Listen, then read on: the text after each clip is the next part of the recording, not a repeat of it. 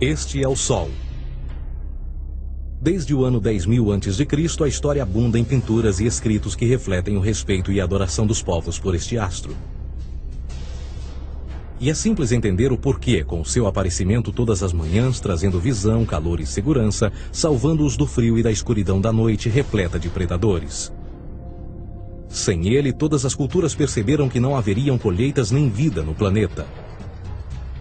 Estas realidades fizeram do Sol o astro mais adorado de todos. Todavia, muitos estavam atentos também às estrelas. As estrelas formavam padrões que lhes permitiam reconhecer e antecipar eventos que ocorrem de tempos em tempos, tais como eclipses e luas cheias. Eles catalogaram grupos celestiais daquilo que conhecemos hoje como constelações. Esta é a Cruz do Zodíaco, uma das mais antigas imagens na história da humanidade. Ela representa o trajeto do Sol através das 12 maiores constelações no decorrer de um ano. Ela também representa os 12 meses do ano, as 4 estações, solstícios e equinócios.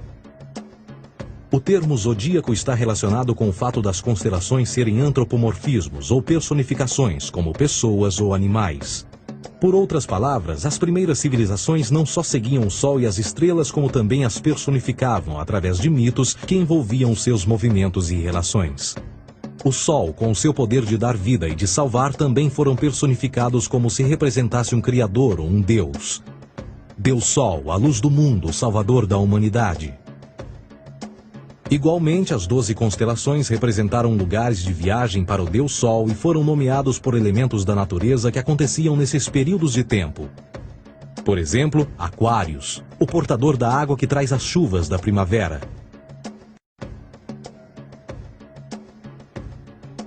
Este é Horus. Ele é o Deus Sol do Egito de 3.000 a.C. Ele é o Sol antropomorfizado e a sua vida é uma série de mitos alegóricos que envolvem o movimento do Sol no céu. Dos antigos hieróglifos egípcios conheceu-se muito sobre esse Messias solar. Por exemplo, Horus, sendo o Sol, tinha como inimigo o Deus Sete, que era a personificação das trevas ou da noite. E metaforicamente falando, todas as manhãs Horus ganhava a batalha contra Sete. E no fim da tarde, Sete conquistava Horus e o enviava para o mundo das trevas. Será importante frisar que trevas versus luz ou bem versus mal tem sido uma dualidade mitológica onipresente que ainda hoje é usada em muitos níveis. No geral, a história de Horus é a seguinte. Horus nasceu em 25 de dezembro da Virgem Isis Mary. O seu nascimento foi acompanhado por uma estrela no oeste, que por sua vez foi seguida por 3 reis em busca do Salvador recém-nascido. Aos 12 anos era uma criança prodígio nos ensinamentos, e aos 30 anos ele foi batizado por uma figura conhecida por Anup, e assim começou o seu ministério. Horus teve 12 discípulos e viajou com eles, fazendo milagres tais como curar os enfermos e andar sobre as águas. Horus também era conhecido por vários nomes como a Verdade, a Luz, o Filho Adorado de Deus, o Bom Pastor, Cordeiro de Deus, entre muitos outros. Depois de ter sido traído por Tifão, Horus foi crucificado, enterrado por 3 dias e então ressuscitou. Estes atributos de Horus, originais ou não, parecem influenciar várias culturas mundiais e muitos outros deuses encontrados com a mesma estrutura mitológica. Atis da Firígia nasceu da Virgem Nana em 25 de dezembro. Crucificado, foi posto na tumba e 3 dias depois ressuscitou. Krishna, da Índia, nasceu da Virgem Davaki com uma estrela no ocidente assinalando sua chegada, fez milagres juntamente com seus discípulos e após sua morte ressuscita. Dionísio da Grécia nasceu de uma virgem em 25 de dezembro. Foi um professor peregrino que praticou milagres como transformar água em vinho e é referenciado como Rei dos Reis, Filho unigênito de Deus, o início e o fim, entre muitas outras coisas, e após sua morte ressuscitou. Mitra da Pérsia nasceu de uma virgem em 25 de dezembro. Ele teve 12 discípulos e fazia milagres. E após sua morte foi enterrado por 3 dias e então ressuscitou. Ele também foi chamado de a Verdade, a Luz, entre outros. Curiosamente, o dia sagrado de adoração a Mitra era um domingo. O que importa salientar é que existiram inúmeros salvadores em diferentes períodos em diversos lugares da Terra que preenchem essas mesmas características. A pergunta que não quer calar: o porquê desses atributos? Por que o nascimento de uma virgem em 25 de dezembro? Por que a morte e a ressurreição após 3 dias? Por que os 12 discípulos ou seguidores? Para descobrirmos, vamos examinar o mais recente dos Messias solares. Jesus Cristo nasceu em 25 de dezembro em Belém. Ao nascer foi anunciado por uma estrela no ocidente que seria seguida por 3 reis magos para encontrar e adorar um novo Salvador. Tornou-se pregador aos 12 anos. Aos 30 anos foi batizado por João Batista e então iniciou seu ministério. Jesus teve 12 discípulos que viajaram com ele praticando milagres como curar doentes, andar sobre a água, ressuscitar mortos. Ele também é conhecido como Rei dos Reis, o Filho de Deus, a luz do mundo, o início e o fim, o Cordeiro de Deus, entre muitos outros. Depois de ter sido traído por seu discípulo Judas por 30 moedas de prata, ele foi crucificado, posto em uma tumba e após 3 dias ele ressuscitou e ascendeu aos céus. Em primeiro lugar, a sequência do nascimento é completamente astrológica. A estrela no ocidente é Sírius, a mais brilhante do céu noturno, que a cada 24 de dezembro se alinha com outras 3 estrelas brilhantes no cinturão de Órion. Essas 3 estrelas brilhantes são chamadas hoje, como eram na antiguidade, 3 reis, 3 Marias no Brasil e Portugal. Os 3 reis e a estrela mais brilhante, Sírius, todas apontam para o nascer do Sol em 25 de dezembro. Esta é a razão pela qual os 3 reis seguem a estrela a oeste em uma ordem que apontam ao amanhecer. O nascimento do Sol.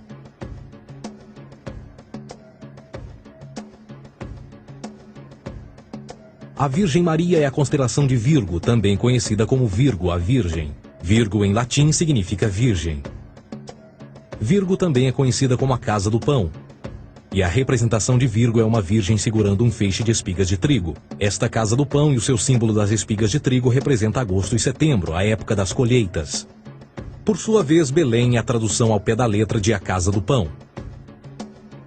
Belém também é a referência à constelação de Virgem, um lugar no céu, não na terra. Existe outro fenômeno muito interessante que ocorre em 25 de dezembro, é o solstício de inverno. Do solstício de verão ao solstício de inverno, os dias se tornam mais curtos e frios. Da perspectiva de quem está no hemisfério norte, o Sol parece se mover para o sul, ficar menor e mais fraco. O encurtamento dos dias e o fim das colheitas conforme se aproxima o solstício de inverno, simbolizando o processo de morte. Era a morte do Sol. Pelo 22º dia de dezembro, o falecimento estava completamente realizado e faz com que atinja seu ponto mais baixo no céu. Aqui algo curioso acontece. O Sol para de se mover por 3 dias. Durante estes 3 dias, o Sol fica pelas redondezas da constelação do Cruzeiro do Sul, ou Alfa Crucis. Depois desse período, em 25 de dezembro, o Sol se move 1 grau, dessa vez para o norte, trazendo perspectiva de dias maiores, mais calor e a primavera. E assim se diz: o Sol morreu na cruz, ficou morto por 3 dias, apenas para ressuscitar ou nascer mais uma vez. Esta é a razão pela qual Jesus e muitos outros deuses solares compartilham da ideia de crucificação, morte por 3 dias e o conceito da ressurreição. É o período de transição do Sol antes de mudar para a direção contrária no hemisfério norte, trazendo a primavera e assim a salvação. Todavia, eles não celebram a ressurreição do Sol até o equinócio da primavera, ou Páscoa. Isto é porque no equinócio da primavera o Sol domina oficialmente o mal, as trevas, assim como o período diurno se torna maior que o noturno. E o revitalizar da vida na primavera emerge. Agora, provavelmente, a analogia mais óbvia de todas neste simbolismo astrológico são os 12 discípulos de Jesus. Eles são simplesmente as 12 constelações do zodíaco com que Jesus, sendo o Sol, viaja. De fato, o número 12 está sempre presente ao longo da Bíblia.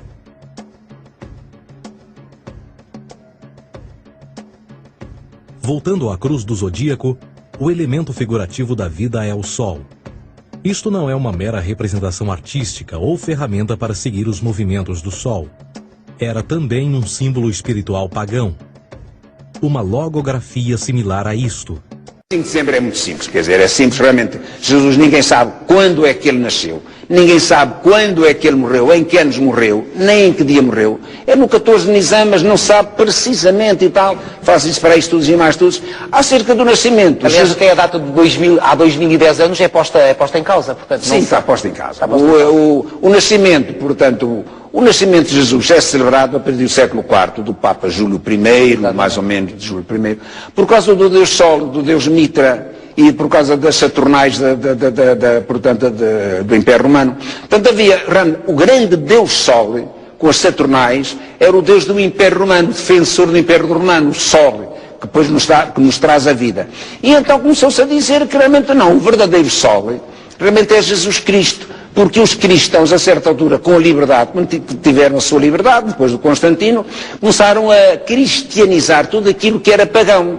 As festas pagãs, nós somos fruto de imensas festas pagãs. Portanto, cristianizamos as festas pagãs, o que é absolutamente normal, e portanto, é uma questão cultural, nada mais. Então nós vamos às nossas festas católicas, mormente católicas, porque os protestantes, nossos irmãos protestantes não têm isso, mas nós católicos temos estas festas, com todo o seu folclore, as suas coisas, para bem, para mal, mas tudo isto vem do paganismo. Cristianizamos realmente as festas pagãs e temos as nossas festas pagãs. Nós, esta festa, que é lindíssima, que é o Natal, ele nasceu. Quando é que nasceu? Não me interessa absolutamente nada.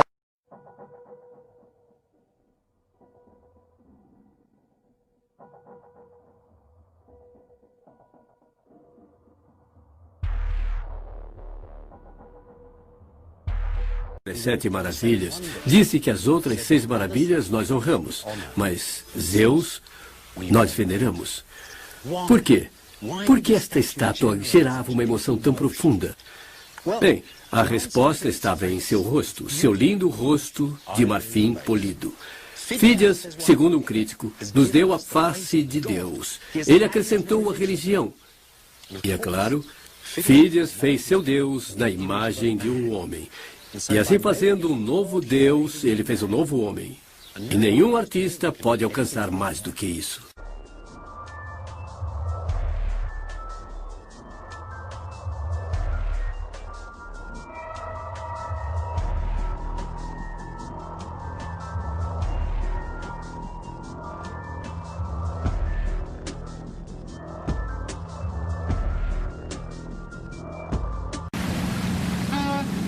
A grande estátua de Zeus tinha sido carregada, levada para Istambul, ou Constantinopla, como era chamada. No tempo dos primeiros imperadores católicos, a cidade do Golden Horn tinha uma das coleções de arte mais extraordinárias que o mundo já tinha visto.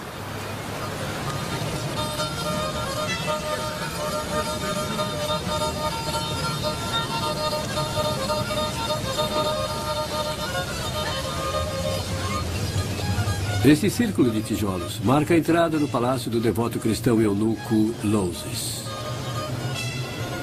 Ele comandou o fechamento dos templos.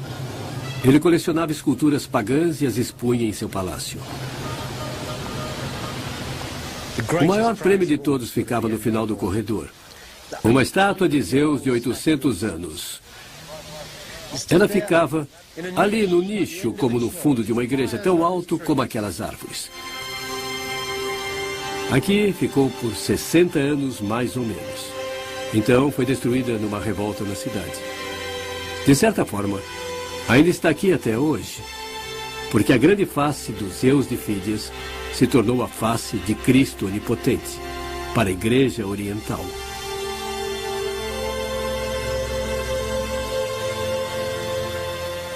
Esta é a pequena igreja de São Xavier, em Kora, Istambul. Um dos mais belos monumentos bizantinos que sobreviveu. Uma caixa de joias teológica. E aqui está o grande Zeus em suas paredes. Zeus é Cristo, 1000 anos depois que o marfim original virou cinzas do palácio de Louses.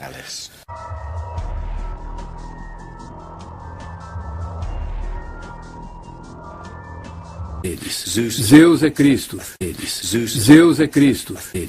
Zeus é Cristo. Agora, olhem para cima. Sentado em seu trono, o Zeus olímpico, como Cristo.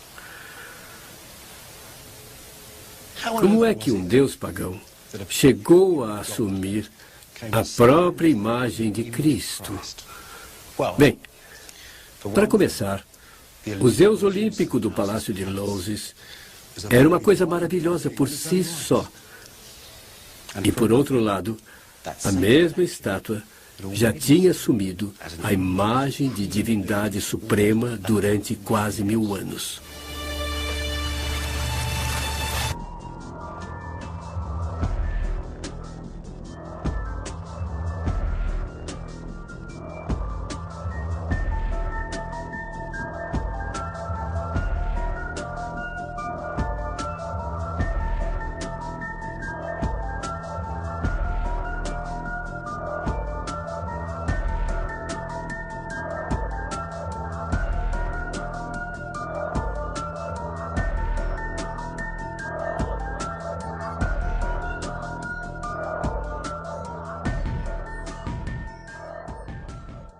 No céu para se pedir resposta para tudo.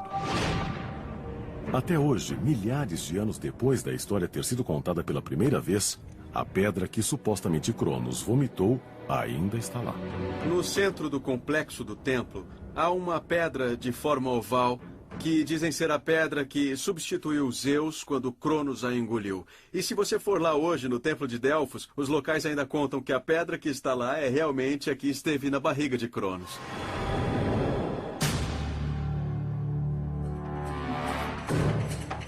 No mito, depois de vomitar a pedra sagrada, Cronos regurgita os 5 irmãos.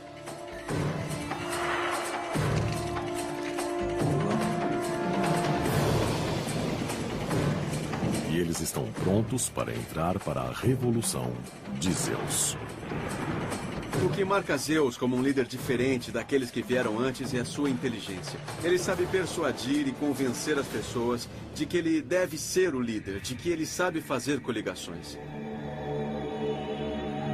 Zeus agora tem seus irmãos a seu lado, mas ainda precisa de mais forças para enfrentar os titãs. E há outros membros mais distantes da família que querem vingança. Os irmãos esquecidos de Cronos. Os Ciclopes e os Hecantoquíros. Mas para encontrá-los, Zeus tem que ir ao inferno.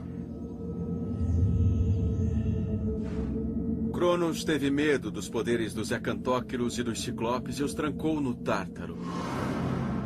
Zeus sabia que se tivesse seus poderes ao seu lado, poderia conseguir o que queria. Ele desce e conversa com os Hecantóquiros e diz: eu respeito muito vocês.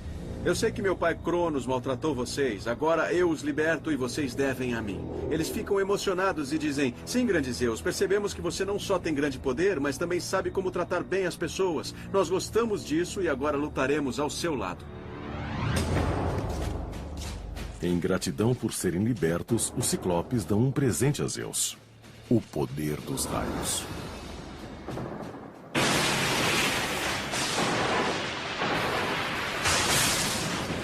O raio é uma das mais devastadoras forças que existem na natureza. Quando os raios atravessam os céus, o ar tem a temperatura rapidamente aumentada em até mais de 27.000 graus. Isso é quase 5 vezes a temperatura da superfície do Sol. O raio dá a Zeus o poder de comandar o universo. Com esse raio, ninguém poderá vencê-lo.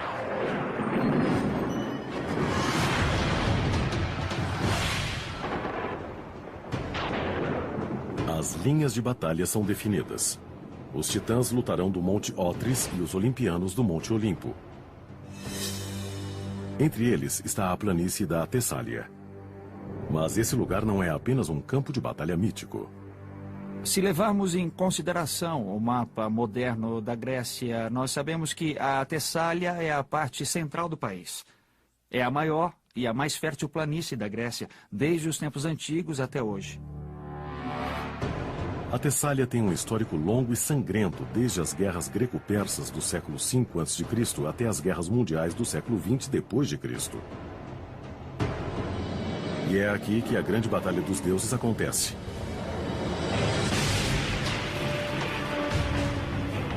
No mito de uma arma de destruição em massa e com uma força de elite, Zeus inicia uma batalha destruidora.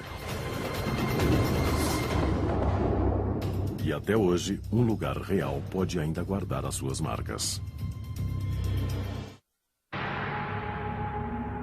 O momento que define a mitologia será agora. A batalha entre pai e filho está prestes a começar. É a velha guarda de Cronos e seus titãs contra o sangue novo de Zeus e dos Olimpianos. O resultado definirá quem controla tudo. Do topo do Monte Olimpo, Zeus joga a fúria dos raios no exército de seu pai. A luta sacode a terra até suas entranhas. A única maneira de entendermos essa batalha é como um choque de mundos. Todas as forças do universo em choque ao mesmo tempo. Tem os Ecantóqueros de um lado, arrancando pedaços da montanha e atirando nas montanhas do outro lado. Do lado dos titãs tem aquela força enorme, aquela força bruta. Eles podem levar um soco e continuar lutando, lutando, lutando. É uma cena apocalíptica e não totalmente mitológica.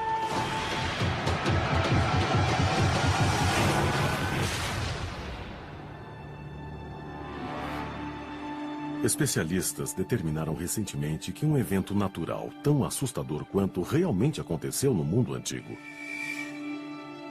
Há uns 3.600 anos, a ilha grega de Santorini viveu uma das explosões vulcânicas mais devastadoras de todas. Seus efeitos foram sentidos até a Califórnia. A explosão vulcânica foi o maior evento sísmico único na Terra nos últimos 27 mil anos. Para se ter uma ideia do quanto foi grande, imagine só uma montanha de uns 5,6 quilômetros de altura explodindo pelos céus de uma só vez. Em 2006, cientistas descobriram que a erupção de Santorini foi ainda maior do que se pensava. Escavações descobriram depósitos de cinza vulcânica equivalentes a 20 andares de profundidade, cobrindo um raio de 48 quilômetros por toda a ilha. Baseado nessa evidência, agora acredita-se que a erupção teve a potência equivalente a 50 mil bombas de Hiroshima. Uma explosão tão poderosa poderia aniquilar boa parte do mundo grego. Para os sobreviventes que conheciam pouco sobre o funcionamento de vulcões, isso só poderia ser a ira dos deuses. Quando os contadores de mitologia antiga contaram a história das grandes batalhas cataclísmicas que sacudiram a Terra, eles não tiraram isso do nada. Imensos abalos sísmicos estavam na lembrança das gerações gregas mais antigas, antes que esses contadores de mitologia escrevessem suas histórias. Com o confronto dos deuses na mitologia, parece que Zeus finalmente está prestes a assumir o controle do universo.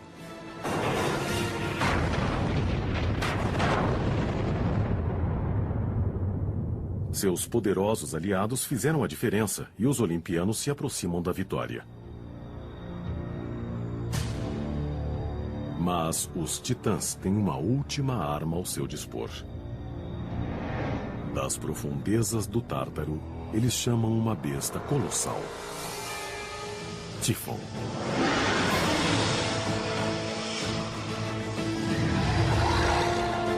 Tífon é um monstro incrivelmente forte e poderoso que desafia Zeus pessoalmente. É, na verdade, um último esforço e o monstro final, o desafio final que ele deve vencer para assegurar a sua liderança no universo.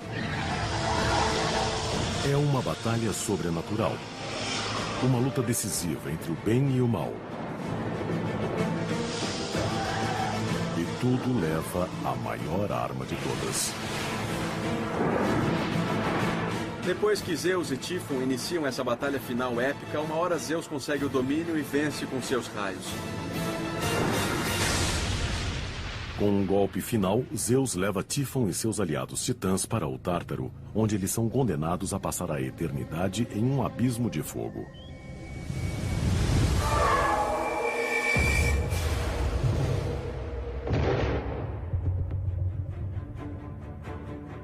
De acordo com os antigos, foi do outro lado do Mediterrâneo, na ilha da Sicília, que os inimigos de Zeus desceram para o inferno através da cratera vulcânica do Monte Etna. A lenda local diz que Tífon ainda está lá dentro e está por trás de todas as erupções vulcânicas através dos séculos. Os gregos usavam esse mito como maneira de explicar por que a lava constantemente saía do vulcão. Eles explicavam isso como os raios restantes disparados por Zeus ou as chamas de Tífon, que ainda respirava, explodindo chamas para fora do centro do vulcão. Também é dito que Tífon causa tempestades de vento destrutivas. Na verdade, seu nome gerou a palavra tufão. Mas no mito, as nuvens de tempestade se acalmam por enquanto. A vitória de Zeus sobre seu pai o torna rei dos deuses, o líder absoluto do universo. Assim é o mito, mas qual sua relação com a realidade?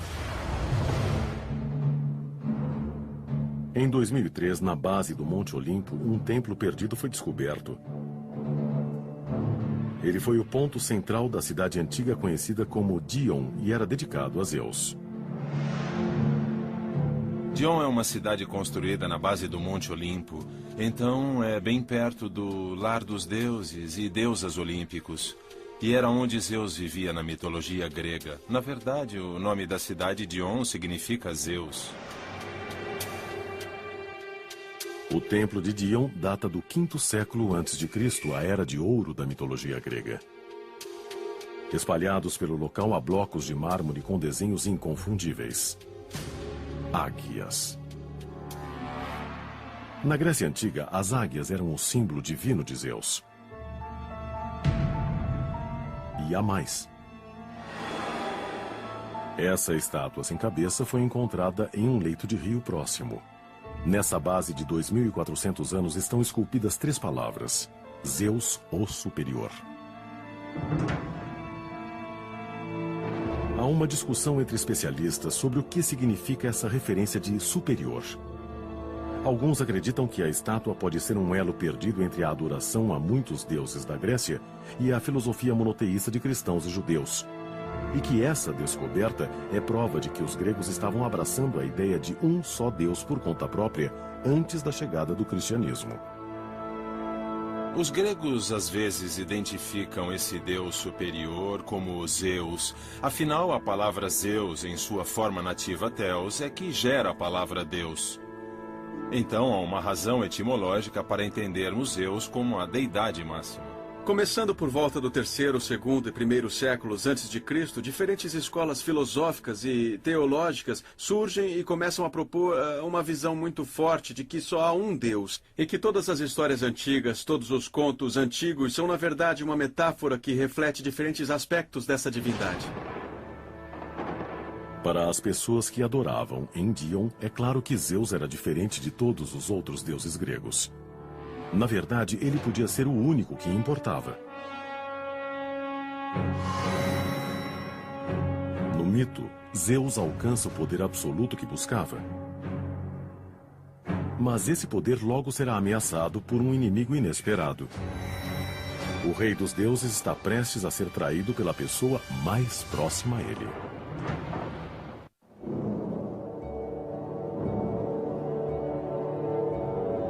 Zeus venceu seu embate épico com os titãs. Agora, ele senta no topo do Monte Olimpo como rei dos deuses e mestre da humanidade.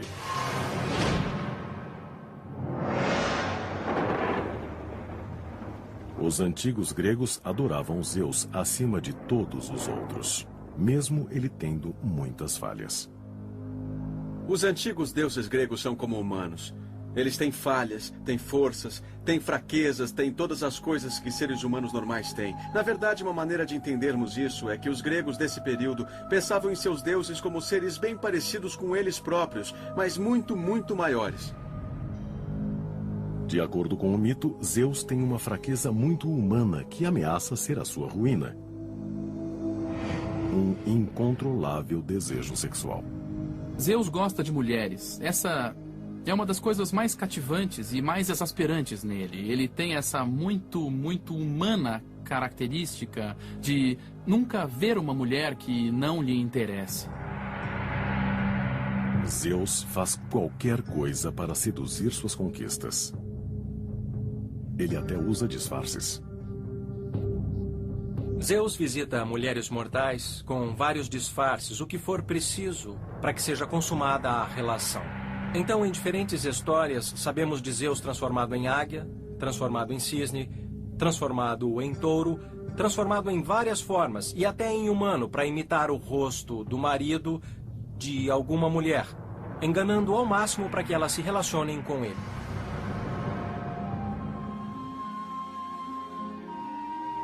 Uma linda e jovem deusa chamada Metis é a primeira a chamar a atenção de Zeus. Ele a torna sua esposa. Metis é uma mulher jovem e atraente. E a qualidade que a difere das outras mulheres é a capacidade mental. Na verdade, seu nome em grego significa prudência.